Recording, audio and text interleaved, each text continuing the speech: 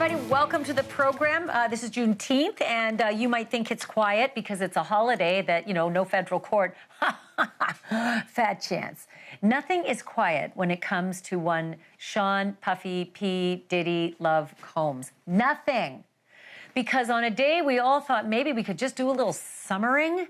No, on a day that was supposed to be nice and quiet, we instead discover that one of those videos that was being played to the jury in court, the porn that they had to have the earphones and the, oh my God, nobody else can see this but us.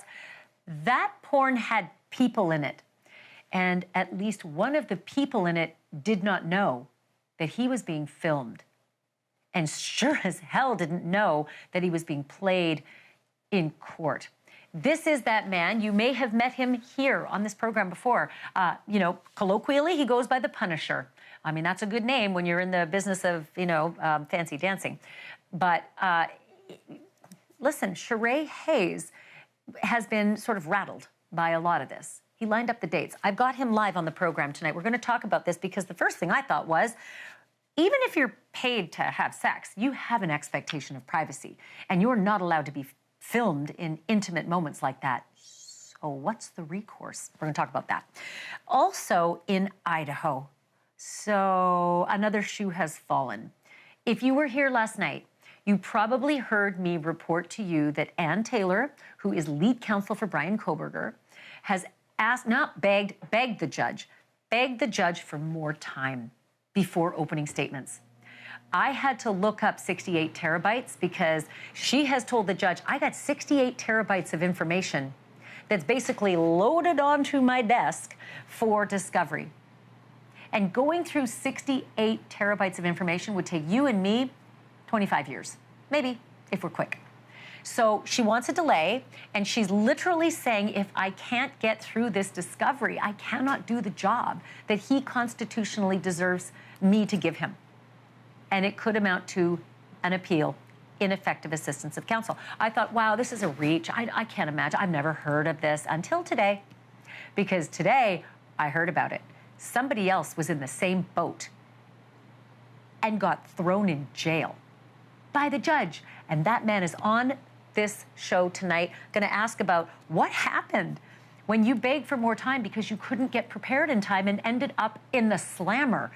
Fascinating, and boy, he sees the correlation between his case and Ann Taylor's. All right, then also, probably just a couple weeks ago, if you were watching, you'll remember, I marked the 6-year anniversary of the disappearance of Jennifer Dulos, mother of 5 from Connecticut, vanished into thin air, never to be seen again. Look at those 5 little babies all lined up there.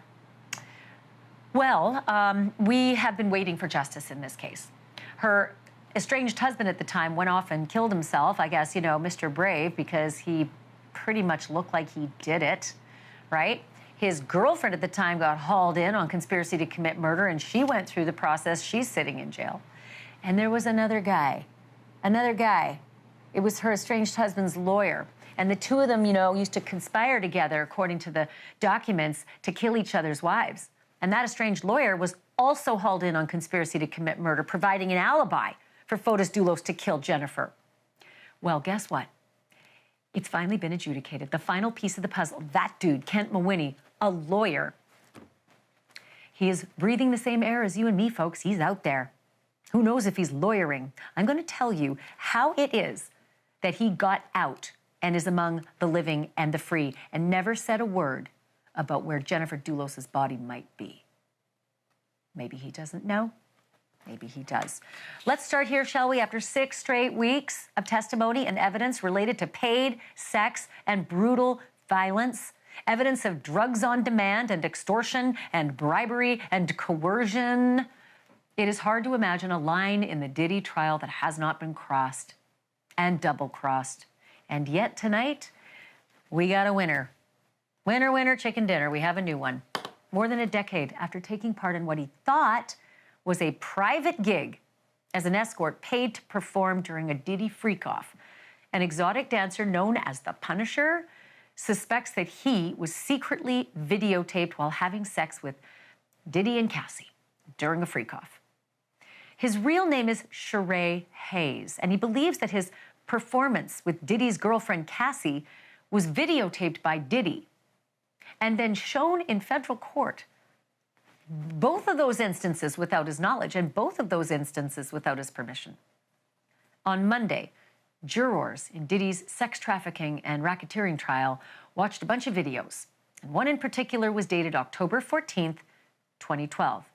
And lo and behold, that was the same date that Mr. Hayes testified he was paid $800 to have sex with Cassie Ventura at a New York hotel, while Diddy was over there sitting by in the shadows and masturbating. Looks like he may have been doing something else, too, pressing play. Prosecutors did not name Ashleigh Hayes in court, but the timeline matches. Even though, quote, the Punisher's name doesn't appear in the special agent's breakdown of the Freakoff events.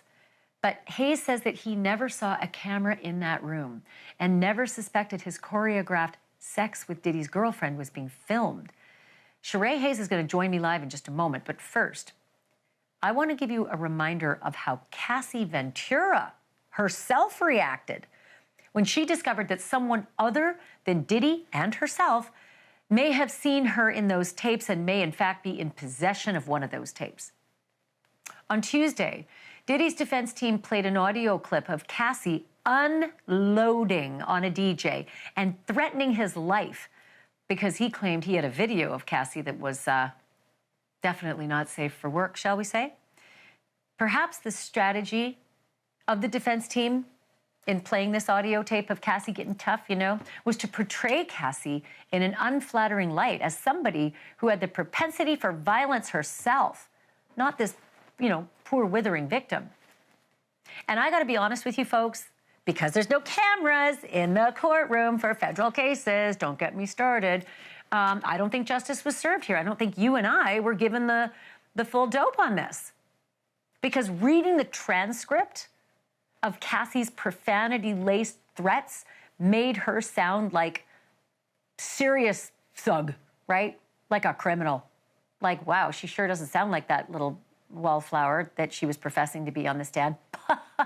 But guess what? Now we can actually listen for ourselves. And I would really like it if you would just, with an open mind, listen to what I'm about to play for you. I want you to see if you think you're listening to a young woman ready to actually kill the man that she's threatening, or a young woman who's terrified that he's got sex tapes of her on his laptop and he's not turning them over. Here's the audio. I'm going to kill you. You don't understand. I don't give a I've never killed anybody in my life, but I will kill you because you're with me. You're with me in my life right now. If I saw a video of you doing anything that you didn't want people to see, I would show you the video so you could tell me what the happened. You're playing games with me, telling me you saw some now you're saying you didn't see some you're with me. I'm going to you up. I don't think you understand. And it's not going to be my hands, and it's not going to be blood on my hands. Someone else is going to do it. And it went on from there. A lot of the same stuff. Whether Diddy or his staff shot videos of those freak-offs, it is pretty damn clear they didn't want anybody else to be filming. But another guy named Jonathan Adi, one of 13 escorts that Cassie claims she was forced to have sex with over the years, Jonathan Adi told this program exclusively that he secretly recorded a freak-off himself as the escort, that he went ahead and did it anyway. He said for his own protection. Have a listen. No, I had a USB video memory stick done like spy shot, and I put it in the water on the table, in the living room table of the hotel I was there. I just filmed it, and it had everything I described. And it had her threatening me, but he was telling her what to say. We had an argument. When I left, I knew they were paranoid. So I wanted to guarantee my safety. So I texted him. I said, "Hey, if anything happens to me, I got evidence I've been with you. And Jonathan Odie says to keep that recording under wraps. Diddy had him sign a non-disclosure agreement, an NDA, in exchange for $5 million in hush money. And that brings me back to the Punisher, who wonders whether he unknowingly sold his name and his reputation for life for $800 in that hotel room. And what, if anything, he might be able to do about that now. Sheree the Punisher Hayes, welcome back to the program. So this is quite a turn of events we didn't expect. We had spoken with you a couple weeks ago, figured that your part in the trial had played out, and then suddenly you find out something new. Just tell me how you learned that you might be one of the people in the tapes that jury was watching. Literally, I've known less than 24 hours. I got a random call from another news outlet that I did a previous interview with, and they just like, hey, we want to do a follow-up with you. And then it was just kind of sprung on me, like, you know, how do you feel that you're possibly been shown in the videotapes in the trial? And I'm still kind of in disbelief. You know, it's you know, there's that saying of when it rains, it pours, and you know, the last couple of weeks, you know, starting with your program, I've been trying to create a different narrative. You know, the association to the situation is already a black eye and then pretty ugly. And I've been doing my best to do some sort of damage control to kind of circumvent the bad decision that I made all those years ago. But now to understand. Well, let me ask you about that. Sure. Yeah, like, you know, I know that you feel, and you've said it before on this show, that you made a bad decision getting into that circumstance and the free cough, being paid for the sex in the hotel room. But did you ever think for a minute that there was filming going on? Did you see any cameras? Was that discussed? No, actually nothing at all. And actually it was the extreme opposite of it, because my phone was confiscated prior to the activities to make sure there was no recordings or anything going on. So that actually made me feel secure in the moment, because I thought precautions was taken to protect everyone's privacy. So I'm really kind of blown away at this possibility that there could be a video of me circulating. And I know it's supposed to be evidence, right? But somehow these things have a way of ending up in the public. So you know, I'm just hoping there's just not another layer of damage control that I'm faced with. I know that you, it's all new. I think you mentioned at the top here that it's only been about 24 hours since you even found out about this. Do you have a liaison who worked with you to bring you into the federal courthouse to go up on the stand and testify for the government that you can now reach out to and ask, is that me on the tape that you played for the jury? My only recourse to getting information would be the attorney that was appointed to me by the prosecution. So I do plan on emailing him early tomorrow and hopefully getting some sort of clarity to the possibility of this tape. I know in none of my preparations and with the prosecution was anything mentioned to me that there was video of me. So this whole scenario just coming out of the blue the way it is just, I'm just utterly shocked. You know, there might be people watching, Sheree, who say, but wait a second, he's a sex worker. Why would he be upset about a tape? To be clear, nobody from the prosecutor's office told you that they were going to play a tape, potentially of you, in court to more than 12 people. No, absolutely not. There was no conversation or indication whatsoever that there was video associated with me and my participation with any of this. So this is all news to me. It's my first time hearing anything like this. I'm also curious. I'm not even sure if the prosecution presented these tapes, where they came from whatsoever. I'm just, I don't know, man. This is, it's already been a lot to manage. So I'm just hoping that this doesn't take on a new challenge for me. Do you know, Sheree, I mean, we've been listening to multiple different accounts from Cassie and from Jane and from some assistants, and the Freekoffs never followed exactly the same pattern. They were very similar, but some Freekoffs had one escort, and some Freekoffs had upwards of 4 and would last for days. Do you know, Sheree, if there were any other escorts the night that you were with Cassie and Diddy? So that's another thing I was also kind of speculating about. You know, I did show up at 3 a.m. And, you know, who knows if somebody was there prior to me, or from what I say, how these things prolonged over long periods of time, if someone was there after me. So all of those things are a possibility. I don't have any concrete knowledge of anybody there before or anybody there after. So I can't speak to the factual account of that, but I'm almost hoping that was the case and maybe it was someone else on the video that just aligned with my timeline.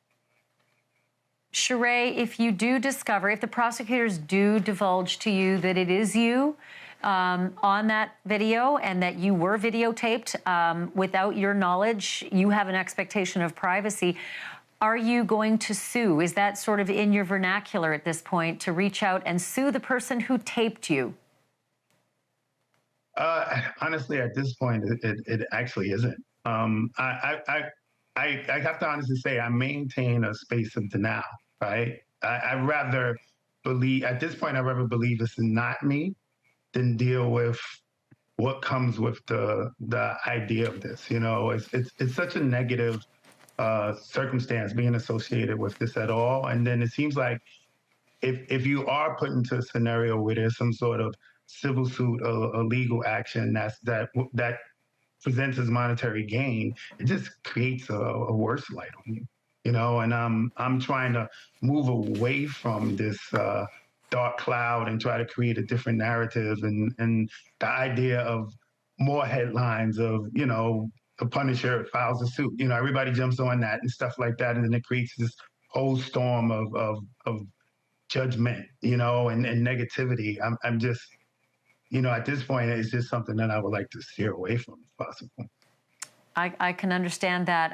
Let me do this for you, because I know you have turned your life in a different direction. You released a book. It's called In Search of Freezer Meat. It actually came up in testimony. It was subpoenaed by the government, and so maybe that's a positive in all of this, at least some promotion for the work that you've put to paper.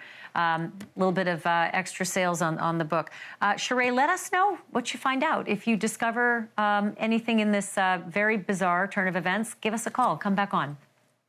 Absolutely. I sure will. Thank you, Ashleigh.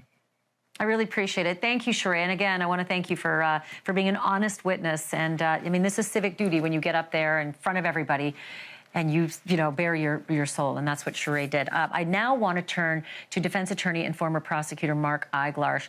Mark, this was something that it just sort of gave my head a shake for a moment, and I thought, where do we stand on this? This is a man who, yes, may have been performing illegal sex in a hotel room, but he has an expectation of privacy, and if someone filmed him without his knowledge, that person's in trouble. Am I wrong? Yes, but not really. Come on, Ashleigh.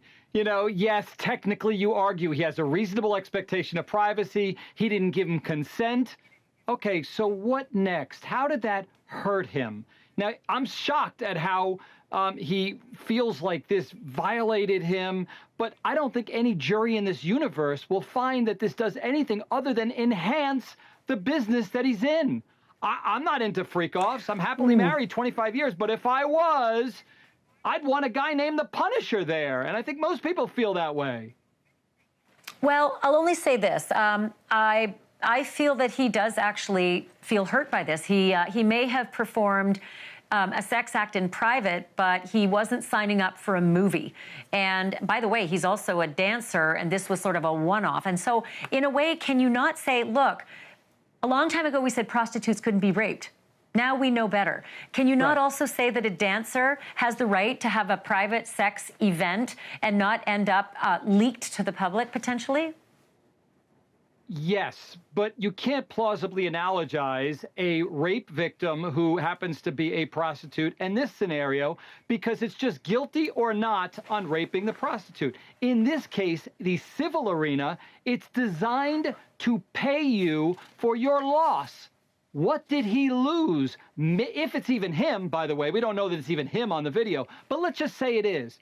What, 12 jurors and some alternates saw him engaging in sex.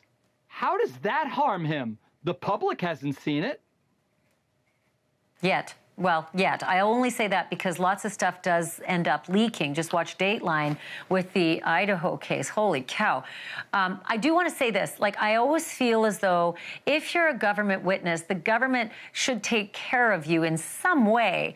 Can Ashleigh compel the government to let him know if it's him on those tapes so that he can at least gird for the potential of leaked evidence in the future and maybe take action if he's got pain and suffering? No.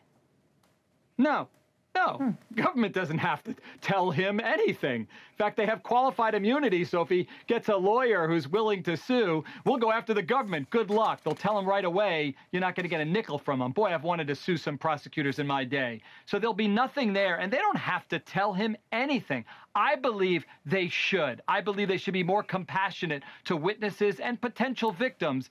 They don't do the best job. For the most part, they do. In this instance, I think they fell short. I think that's where we agree. I just felt like compassion has been lacking in this. I like this Ashleigh. I think he's a genuine, honest guy. He didn't ask for any of this. He did his job. He got up there, he swore an oath, and he put himself out there, and, that's horrendous. And the poor guy says everything's been awful since. He doesn't even really want to sue, he said. Ashleigh, yeah. Ashleigh, You're not going to be compassionate now, are you? I'm not, because I think he needs a better PR person and turn this into a positive. He could collect. He's the Punisher, for Christ's sakes. Come on. I want him dancing at a party. Come on, Ashleigh. Dancing, yes. I think he'd agree with that. Mark, I always love talking to you. Thanks for this. I appreciate it. Same here. All right, before I move on, I do want to tell you that we requested statements today from both Sean Combs' attorneys and the federal prosecutors. The prosecutors responded, but they said no, no comment. And we have not heard back from Sean Combs' attorneys. Coming up next, if you don't think time is relative, just look at the University of Idaho quadruple murder case. The families of the victims have been waiting for justice for 2.5 years, an eternity.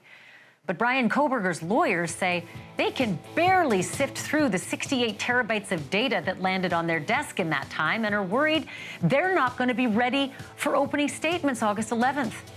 It is not the first time a lawyer has raised that concern with a judge, and after the break, you're going to meet one who did so and was promptly thrown in jail by that judge. Could that happen to Kohberger's lawyer, too? That's next.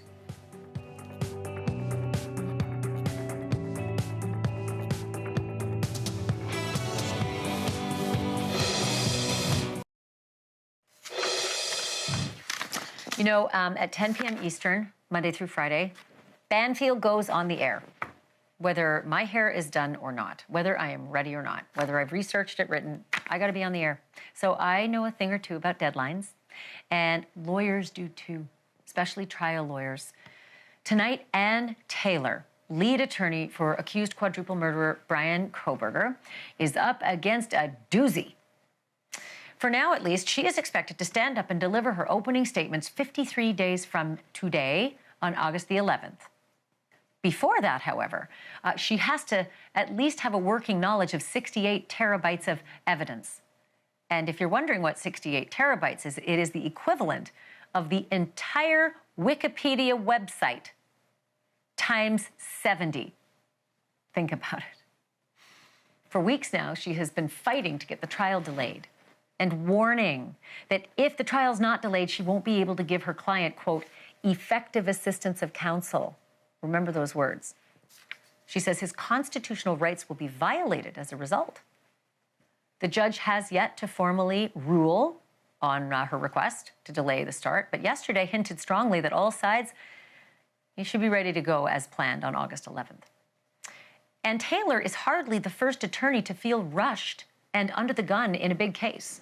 Prosecutors face the exact same pressures as the defense attorneys do, and to be fair, I don't know, Team Kohberger may also just be trying to stall. But either way, John Paserno can relate.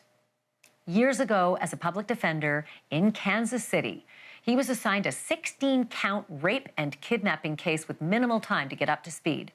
And so, Mr. Paserno refused to go to trial, saying that he was unprepared and he dug in his heels. And so the judge in the case responded by throwing him in jail. Threw him in jail for contempt. And he spent 4 days locked up over Father's Day weekend, too. And when Mr. Paserno got out, the public defender's office fired him. John Paserno is live with me now. Wow, couldn't be a better timed guest to talk to you about what Ann Taylor is going through. When you heard about Ann Taylor yesterday, is that why you immediately wrote to me and said, I've been there, done that? Yes, in part. I mean, I think you hit the nail on the head that most trial attorneys find themselves in this situation, but hers is a really extreme situation. Just for everyone to understand how much 64 terabytes is, routinely on federal cases involving drug cases where we get 20 or 30 defendants all charged at the same time, usually it involves a huge amount of surveillance of telephone cameras, telephone recordings, text messages, emails, anything on their social media that's on their phones. And we normally will get a drive that has anywhere from 1, 2, or 3, or 4 terabytes. And of course, that's for all the defendants. And it's just a huge task to go through. She has 64 terabytes with just one defendant. I would say it's virtually humanly impossible for her to get through all of that material one time, never mind, being prepared for trial on it. I gave the example of Wikipedia, the entire site times 70. I'm going to give another couple of examples here. 68 million photos, 24,000 full-length high-def movies, 13.6 million songs, and 136 million documents. That's what 68 terabytes amounts to.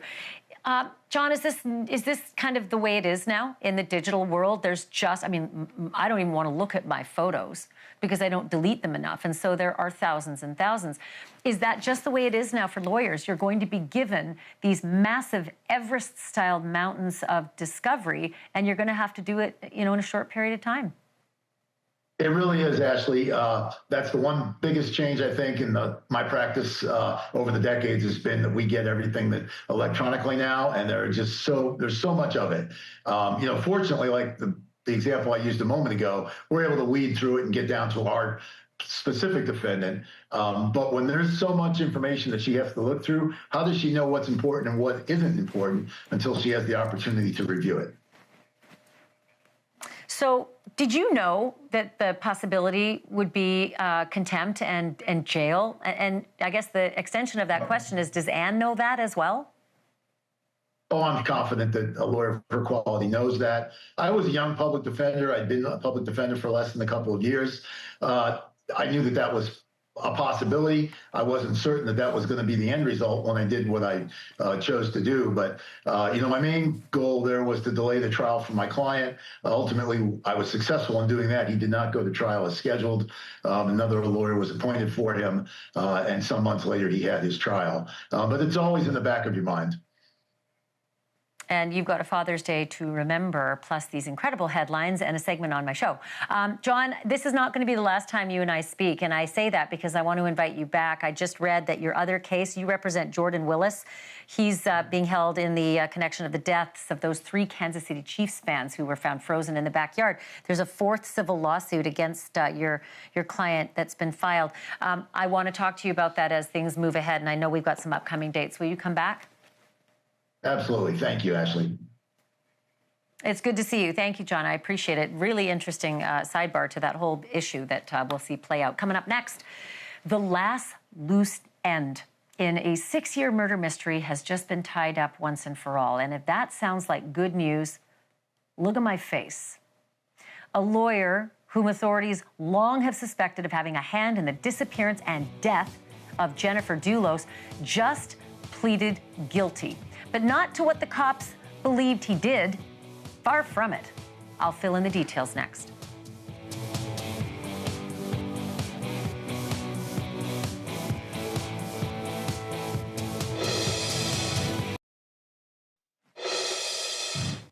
Just a few weeks ago on this show, we marked the 6th anniversary of the disappearance and presumed murder of Jennifer Dulos, a wife and mother of 5 in New Canaan, Connecticut. It took police no time to zero in on Jennifer's estranged husband and his then-girlfriend. But there was also the matter of the husband's longtime friend and sometimes lawyer, Kent Mawhinney. Authorities came to believe that lawyer, Kent Mawhinney, had a hand in whatever actually happened to Dulos because her remains have never been found. And they charged Kent Mawhinney with conspiracy to commit murder. It was a charge that stuck for almost 5.5 years until just last week, when Kent Mawhinney submitted what's called an Alford plea to a single count of interfering with police. Now, technically, that is not an admission of guilt, but it is an acknowledgement that enough evidence exists for a conviction. Kent Mawhinney was sentenced to time already served back in 2020, when Jennifer Dulos was still on the minds and lips of people in Connecticut and far beyond. New Canaan, Connecticut, population 20,000, give or take. It is not the kind of place where a mom of 5 up and disappears. And when one does, it gets noticed. It's very heartbreaking, very sad for this community. I know she was very well loved and she was hardworking, very organized mother. So very sorry to hear of it, and we hope she's found soon. The search for Jennifer Dulos would become the most expensive criminal investigation in Connecticut history.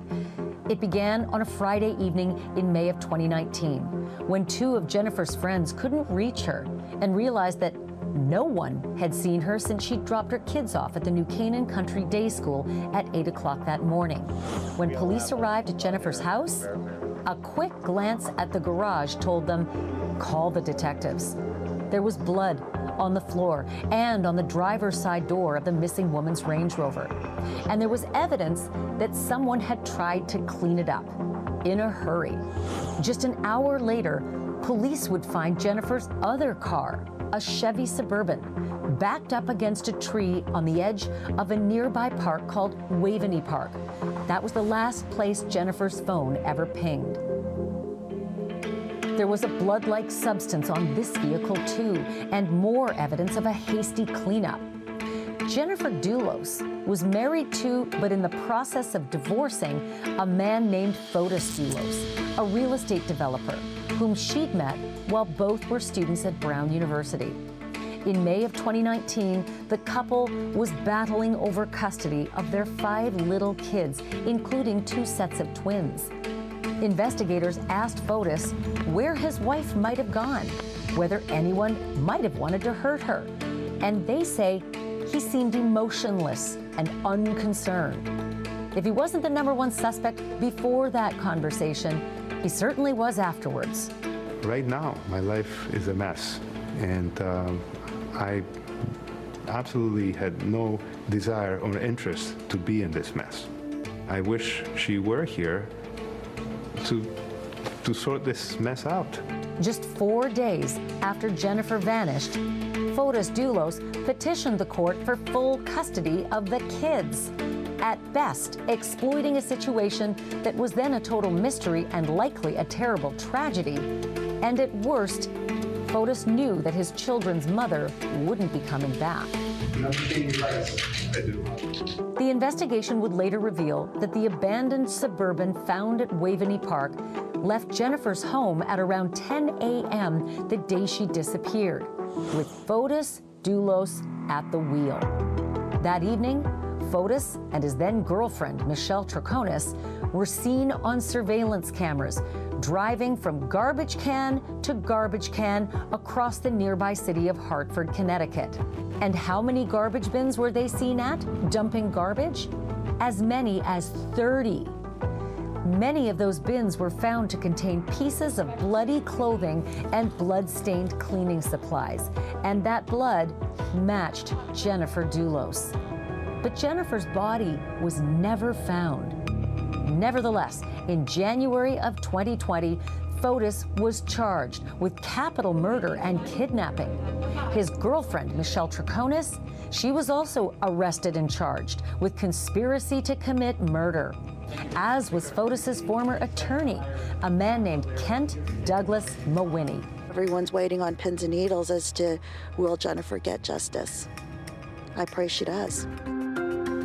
Fotis himself died by suicide soon after posting that $6 million bond. But in March of 2024, Michelle Troconis stood trial and was convicted. In May, she was sentenced to 14 and a half years in prison. Police believe that Kent Mawhinney created an alibi for his old friend Fotis Dulos. But before that, according to court documents, Mawhinney's then wife suspected that Kent and Fotis had some sort of sick pact to get rid of each other's spouses. Unfortunately, we cannot ask Fotis. He's dead. Reporters did ask Mawhinney whether he has any idea what happened to Jennifer. And what do you suppose he said? No. So he's out there, folks. Curious if he'll ever try to practice law again. But caveat emptor. Thank you for watching. Subscribe below and download our NewsNation app right now on your phone, and you will get fact-based, unbiased news for all Americans.